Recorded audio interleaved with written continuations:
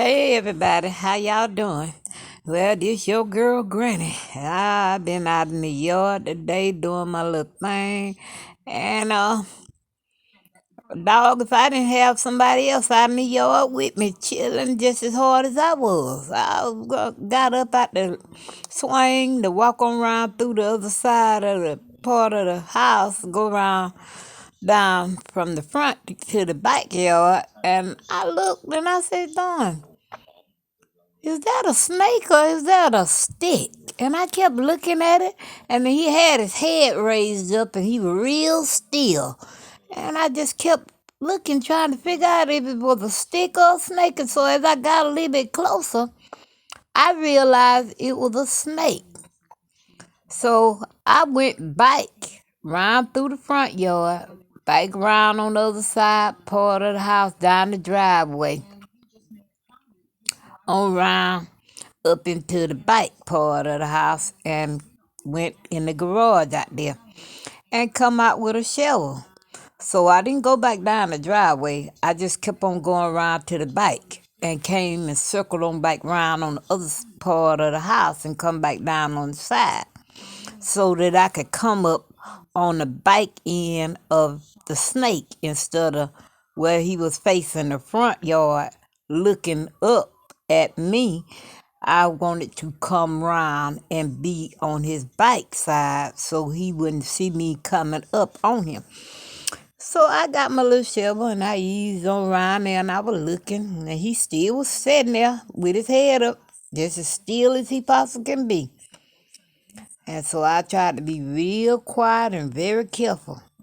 And I just eased up on him, and I took that shovel and I put it down right behind his head, because I was trying to chop his head off from his body and kill him. And it didn't chop it clean the first time when I did it, so I did it again until I got it to make a good cut. So his head laying right there by his body, but his body's still moving. But I'm telling you this, I'm letting y'all know, when y'all go out there in them yards and be walking around doing stuff, look down. Don't always be looking up.